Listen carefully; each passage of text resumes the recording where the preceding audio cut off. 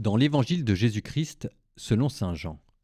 En ce temps-là, Jésus disait à ses disciples : Amen, amen, je vous le dis, vous allez pleurer et vous lamenter, tandis que le monde se réjouira. Vous serez dans la peine, mais votre peine se changera en joie. La femme qui enfante est dans la peine, parce que son heure est arrivée. Mais quand l'enfant est né, elle ne se souvient plus de sa souffrance, toute heureuse qu'un être humain soit venu au monde. Vous aussi maintenant vous êtes dans la peine, mais je vous reverrai, et votre cœur se réjouira, et votre joie, personne ne vous l'enlèvera. En ce jour-là, vous ne me poserez plus de questions.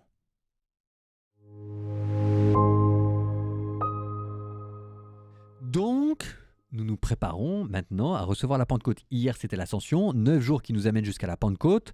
Pantecosta Emera, le 50e jour, on était ici au 40e jour l'Ascension, et dans 10 jours, c'est dans 9 jours. Ça dépend comment on compte, il y a toujours un petit doute si est-ce que c'est le 40 ou le 41e, bref, on s'en fiche. Ici, maintenant, on se prépare à recevoir l'Esprit Saint, et la plus belle manière de se préparer à recevoir l'Esprit Saint, nous qui méditons sur l'Évangile du jour, c'est de retourner dans Saint Jean. Ça tombe bien, parce qu'on ne l'a pas terminé, on en est encore à la fin du discours d'adieu, mais on n'a pas terminé le discours d'adieu. Là, on est dans Jean, chapitre 16.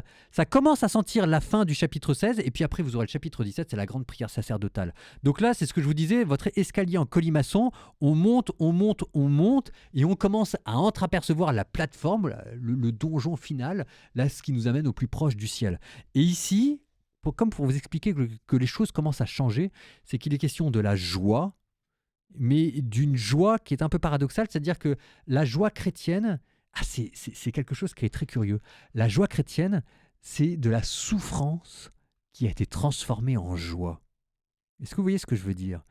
C'est cette phrase de l'Évangile. Vous serez dans la peine, mais votre peine se changera en joie. Et ça vous explique pourquoi est-ce que les grands saints se réjouissaient de la peine et de la souffrance qu'ils ont durée sur terre. C'était pas parce qu'ils aimaient ça ou qu'ils étaient masochistes, c'est qu'ils avaient compris ce qu'ils se préparaient derrière, ils avaient compris quel était le sens de ce qu'ils faisaient, ils savaient que d'une certaine manière, cette souffrance qu'ils éprouvaient, c'était comme la matière première qui servirait à leur glorification. Et Jésus vous donne le modèle de cette peine qui se transforme en joie. Et le modèle qu'il vous donne, le modèle biblique, le modèle par excellence, c'est l'accouchement.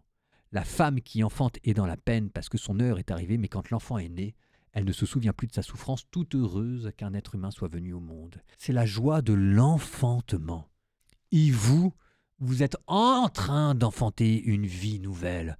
Alors ça tire de tous les côtés, alors ça fait souffrir, alors ce sera un accouchement sans péridurale, parce qu'il y a des accouchements, on a inventé des péridurales, et puis il y en a d'autres, je suis désolé, mais si jamais Jésus lui-même il n'a pas eu de péridurale, ça m'étonnerait que nous aussi on en ait. Parce qu'on vit dans un monde qui est marqué par le péché, et que ce péché qui existe dans le monde, on le retrouve aussi dans notre vie.